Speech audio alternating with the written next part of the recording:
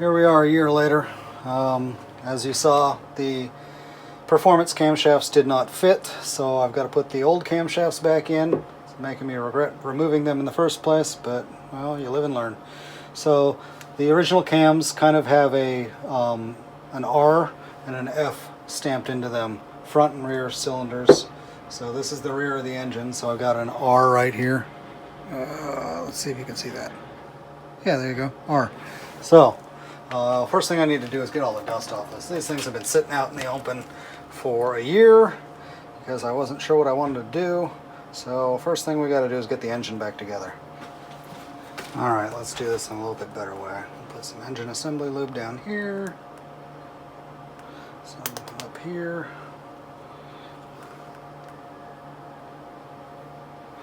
That'll help when I first fire it up. Not too worried about the journals because it's roller rockers, they'll be fine. Now, if I'm gonna get this back in here. Okay.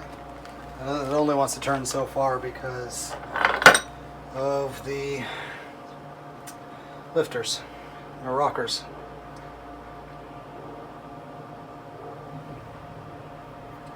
So that's going to be top dead center. Make sure these are both the same. Yes, they are both the same. Just one and put it on. Now, wipe the dirt and crap off these as best as I can. Hopefully they haven't rusted up at all from sitting so long.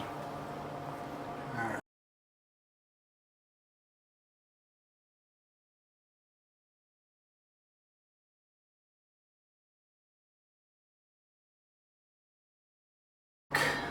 Right there you can see two dots. One dot, two black teeth on the chain. When those are lined up and this arrow is lined up with the other black one and the engine's roughly at top dead center, we know it's correct. And these two things are level with the lid here. So there we go. Freaking rust. No, that's not even rust, that's just staining. Okay, cool.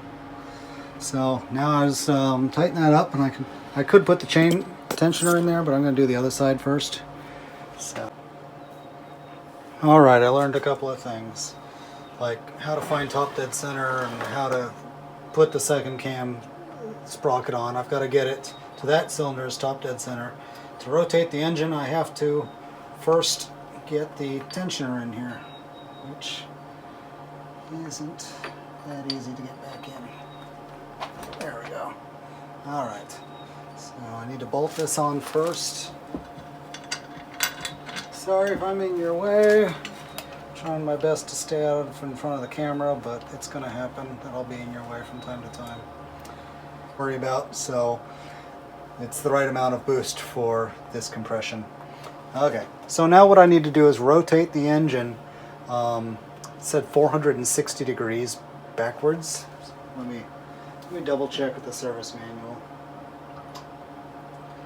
Both cams removed. Rear cylinder we already did. Now we're going to do the front cylinder. Rotate the engine 420 degrees to place the front piston at top dead center. So we're going to go 420 degrees. Ay, ay, ay. I don't even know how I'm going to get enough grip on this to do that. Suddenly this is a lot harder to rotate. So,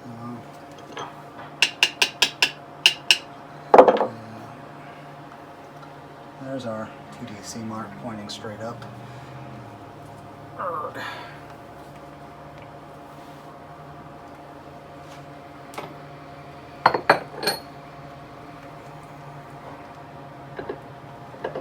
There we go. Come on, puppy.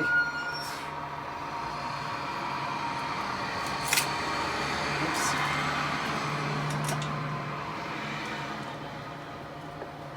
I've got to guide the timing chain on the back side by hand.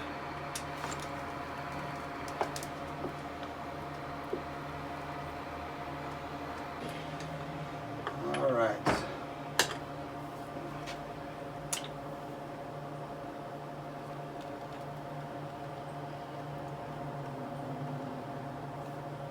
Yeah, it does not feel like I'm crunching valves. It was just the springs. Ooh, yep. Now, have we gone? Yeah, we're getting near 420 degrees now. I've got to look for the 2 marks on. Yep, there's the 2 marks. Okay, so we may have gone a little bit too far actually. Let's see about backing this up a little bit. Oh, it said not to back it up actually. Oh well, we're. Whoop.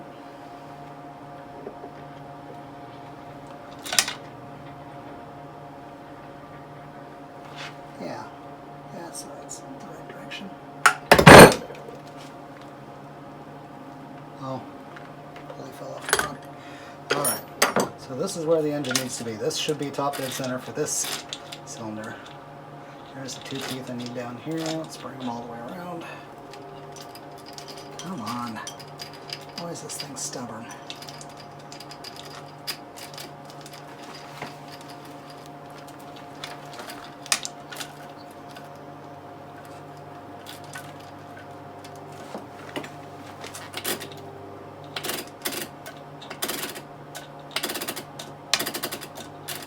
There they are. One more. Nope, too far. Now that I can get to this, I can actually put this in.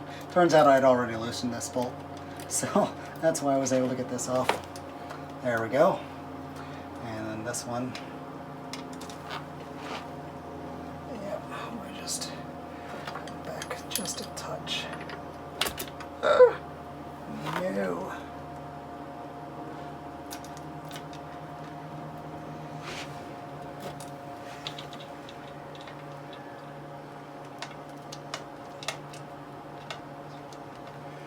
This thing's got all kinds of warnings in the service manual about not rotating the engine the wrong direction ever, or you will cause severe valve damage. Luckily I have all of my rockers loose, so the valves don't hardly open at all. There we go. And then this engine likes to jump around right now because we're right at the top.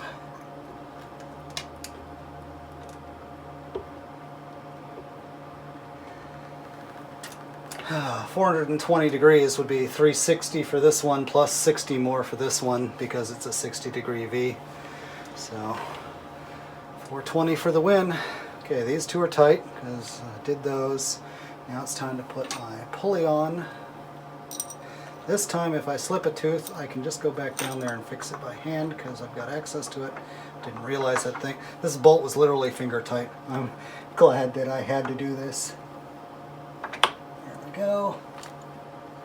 Now,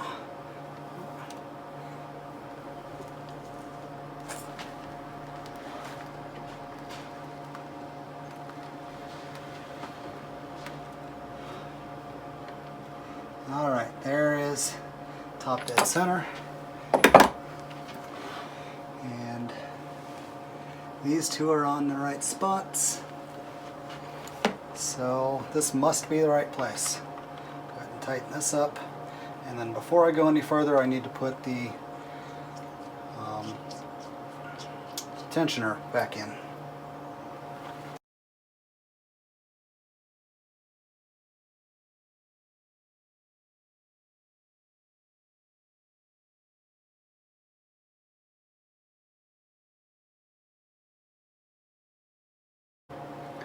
Alright, according to the book, I want to adjust the valves, valve lash, intake. For the 750, I want 6 to 8 inches, and for the exhaust, I want 8 to 10 inches. You know, 10 thousandths of an inch. So what I'm going to do is, I'm going to set the intake valve lash 6 to 8, so I'll do 7, and the exhaust 8 to 10, I'm going to do 9. So intake first, which is on this side.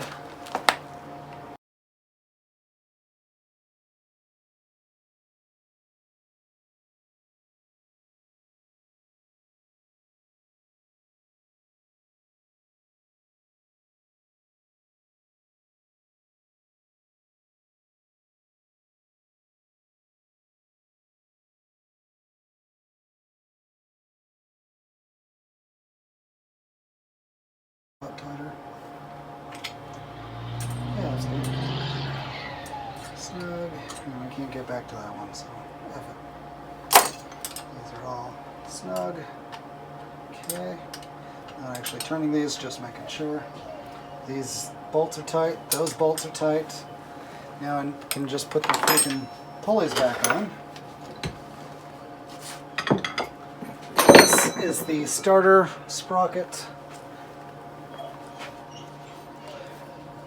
Should have some kind of one-way clutch in it or something along those lines. I'm not real sure. Maybe the one-way clutch is in this thing. I don't know. The starter engages this. This turns the crankshaft, and then it freewheels after it starts. So that'll be good.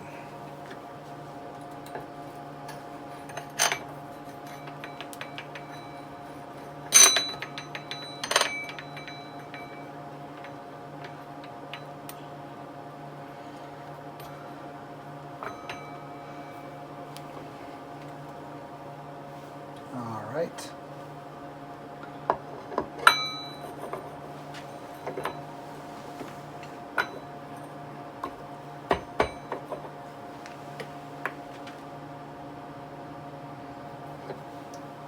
Oh, I got it on backwards.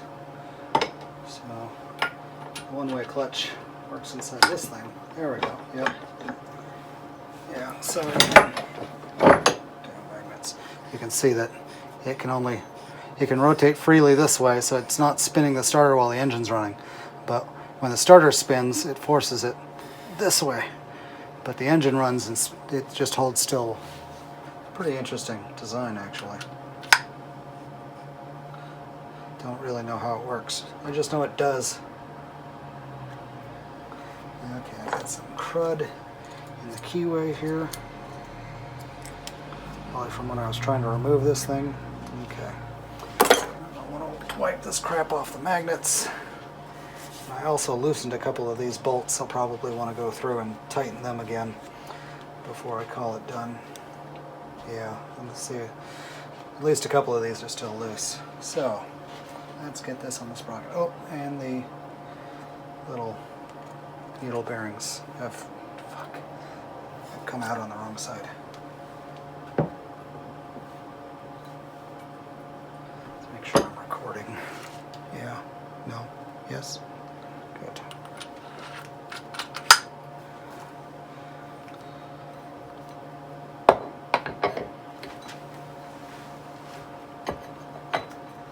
All right.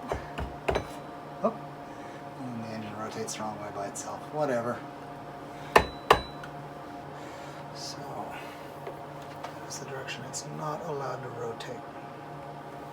Go ahead and actually I'm going to want to put this sprocket on the back. So, this little tap. There we go. I've got a little dot on it.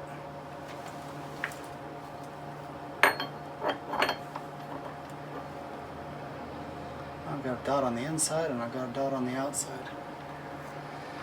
This is just the gear that connects it to the transmission, so it doesn't really matter how I line it up.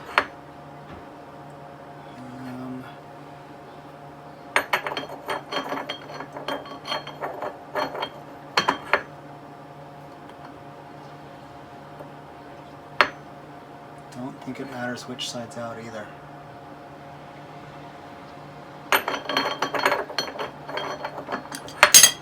It's in, you know, a 1/16 of an inch, and that's a 1/4 of an inch, so it is deeper. So we'll put it out this way. It will give us more engagement with the transmission. It's still odd that it goes in a 1/16 of an inch deeper than the transmission, but I'm sure that's the way it's supposed to be. Now, I seem to have misplaced my impact gun, so I can't rattle these things back on. I'm just going to have to torque them by hand, which is rather frustrating. Okay, so wedge a screwdriver in these teeth.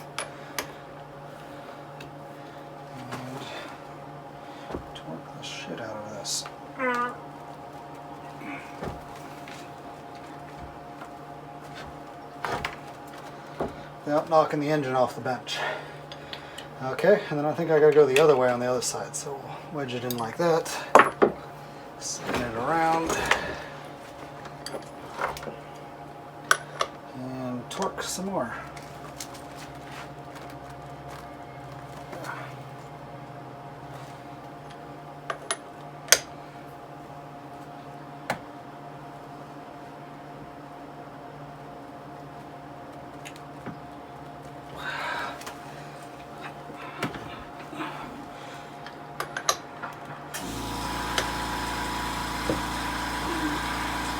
Air compressor fires up to mock me for not using the impact gun.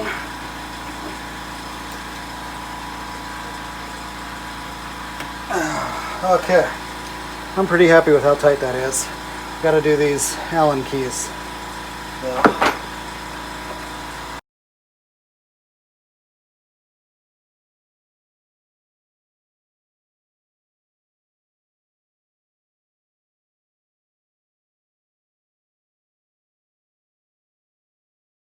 Everything in here.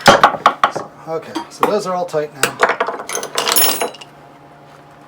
I'm going to put this cover back on. This side's done. I mean, this big pulley came off so I could get the balance shaft out. The balance weight was right here. And this isn't going here because this was the pulley that drove this balance shaft. Yeah. So this weight will spin, and it's, you know, lobby, like a cell phone vibrator, to counteract the vibrations of the V-twin engine. I don't care if my engine vibrates. Maybe it'll make it more like a Harley where the handlebars shake at a stoplight.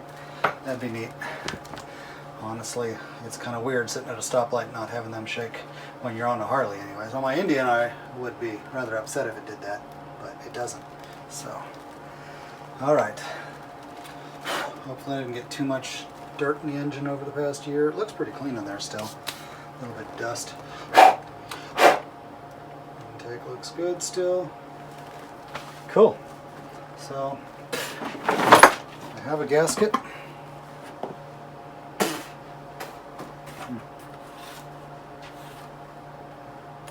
Okay, yeah, looks like it's going to go like that. So let's get it out of here. There we go.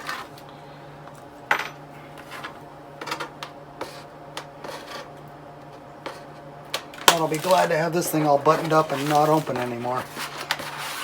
We can get back to putting the engine, swapping the engine. So this goes here, that goes there. Got a pin right there. Cool. There, I got an alignment pin there too. Cool.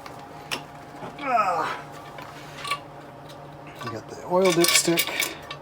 The clutch cable thing goes up here. And a bunch of screws. So if you look inside this cover, it's got an oil control area around these two pulleys. One of which is no longer there. Okay. So let's get this thing back on the engine finally.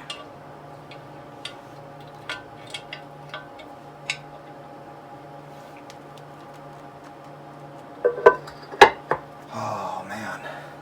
See how much dust has accumulated on the engine. Two different shades of black at this point.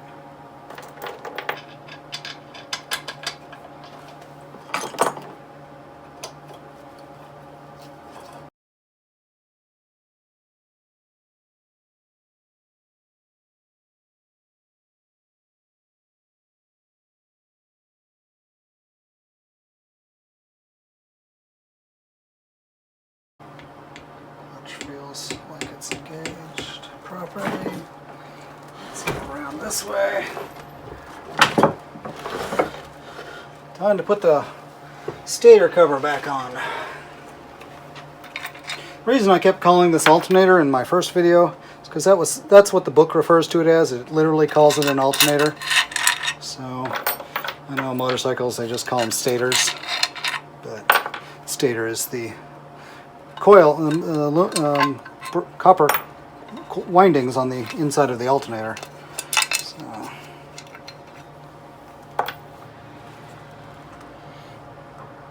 And honestly, I think an alternator has to have a 2 magnetic fields, not just the one on the outside. Okay, now this one I had a couple of spots where the old gasket hadn't come off properly.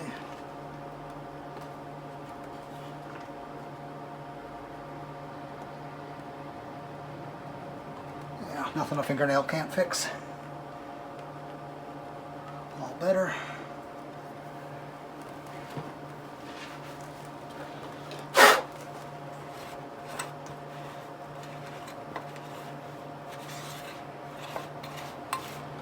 Hopefully I haven't gotten any metal shavings in here, because they'd be sticking to this thing like mad. Just going to kind of wipe the cover out a little bit before I put it on the bike, because it'll get flooded with oil shortly. One last wipe of this magnet. Like you saw when I took it apart, this magnet was all black on the inside. I don't know. Metal shavings from the factory, I guess.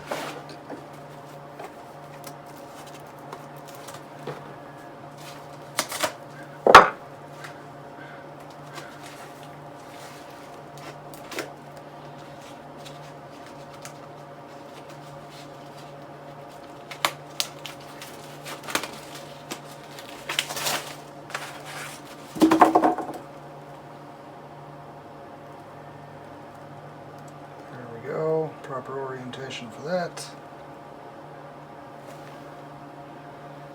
Okay, I just got the 2 pins at the top. This is where the balance shaft assembly would normally be. So the engine's going to weigh less. I'd probably say 5 pounds less between that and its pulley and the bolt. Oh, magnets away.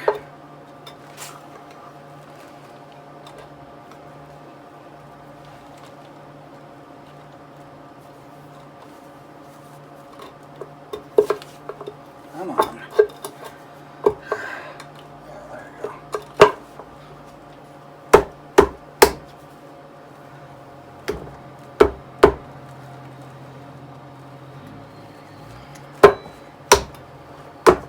Magnet makes this kind of hard to get aligned properly. Need a rubber hammer is what I need. I don't really have one, so I'll just start putting some bolts in and see if I can pull it closed.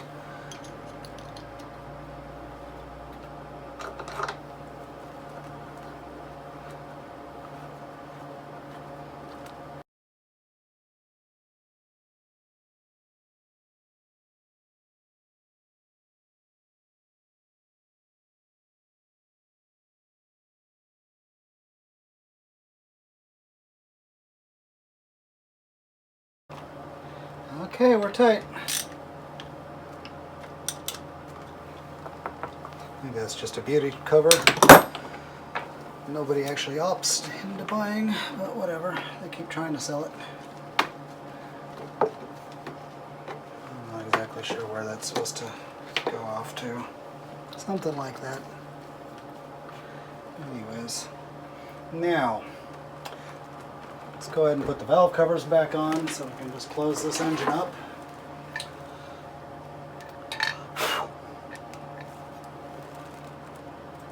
Both valve covers look identical, so it doesn't really matter which is which. They've been facing down, so they should be relatively clean inside. Alright, I think that this one is charged.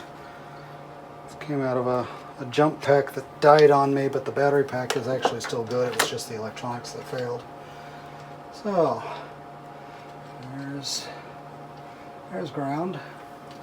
And then as soon as I touch this to positive, it should start cranking. Let's see. Ooh!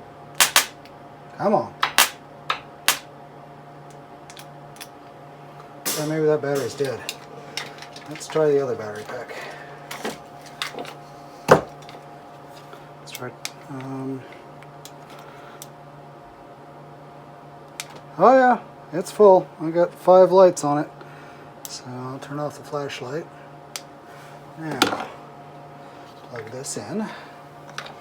Yes, this is a flashlight that can jump start a car.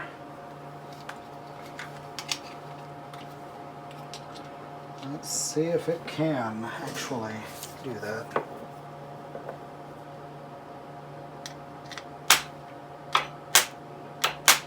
Good grief, it won't crank. Why won't you crank? Different day, still troubleshooting the problem of why it won't crank over when it's put together. Let's prove that the thing still cranks while it's apart. I realized I hadn't even done that, so I'll give it a quick spin. Actually, I'll hook up the positive first. Okay, now it should crank over just fine right now. Yep. Alright, so cranks over fine with it off, but as soon as I bolt the stator cover back on, it locks up. So I need to figure this out. Freaking gumming this, you know, damaging the freaking surface here. So once this thing goes on, it stays on pretty well. I can't see any marks where it's impacting, which is really strange.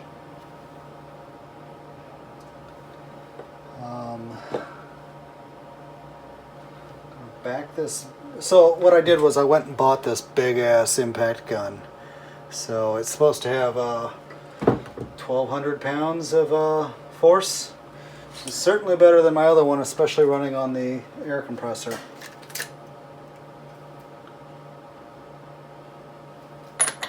Okay, it's 21 millimeter, which means I have to use an adapter to drive the darn thing, which is going to be a weak point with the impact gun. You know, down to 3/8 inch. I don't want to have to buy a socket today, but if I break that adapter, I'm going to have to. Okay, so first thing I'm going to do is take it off, and no, I don't know, I've got this washer on here. It almost doesn't look like it even belongs in there. Yeah, I'll take it off and have a look behind it. Ooh.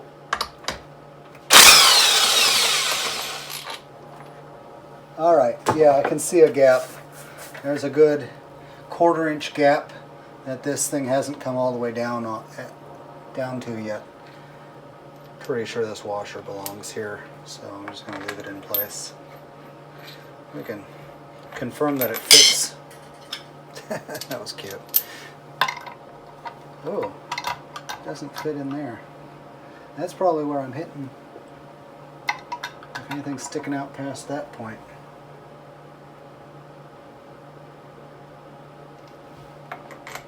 Okay, so I think I'll leave this on while I drive this home, and if it binds up again, that's the problem. You like my ghetto eye protection? That's what I had laying around. I don't know if you can even see it on camera. How about this? Yeah, pretty ghetto. Forward. Alright, okay, that sounded like I got it all the way in. Man, this thing stinks when it runs.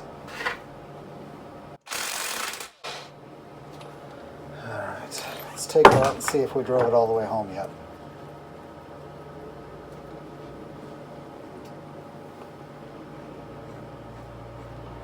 We are rotating the engine backwards while doing this, which is not ideal. Nope, not home yet. So,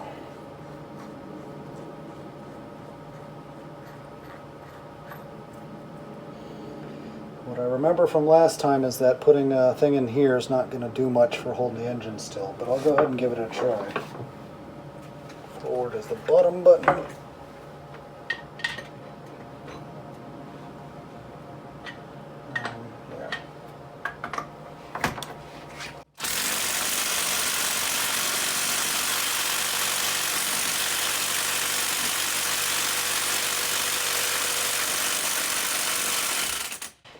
Oh, my ears, holy shit.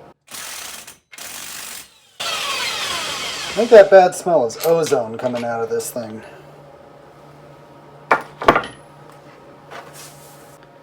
Alright, this will be try number 12 or something like that.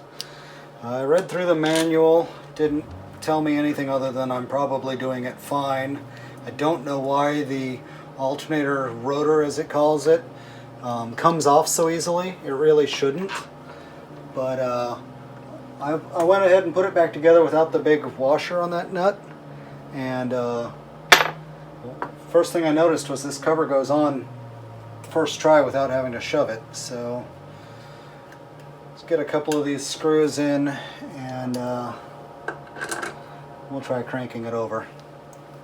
So we'll see if we've solved the binding problem.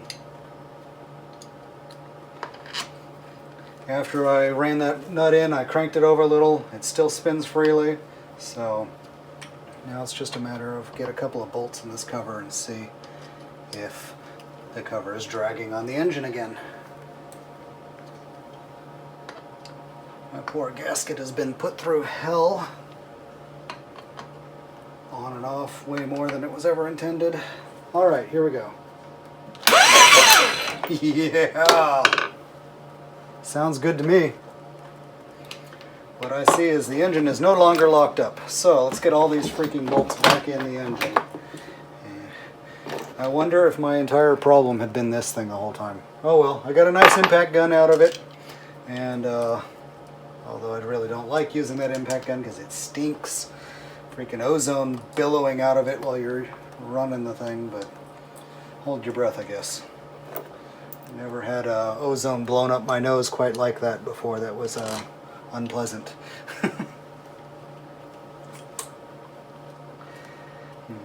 I think ozone is fairly unhealthy for humans. It's meant to be at the top of the atmosphere, not in your lungs. I think that's more than long enough. We're over half an hour already. The engine's assembled. We're ready to put it back in the bike, but obviously the bike's still got an engine in it. So come back next week. We'll tear the bike apart. If the video doesn't get too long, we might even put the next one in. Otherwise, we'll extend that into the next video.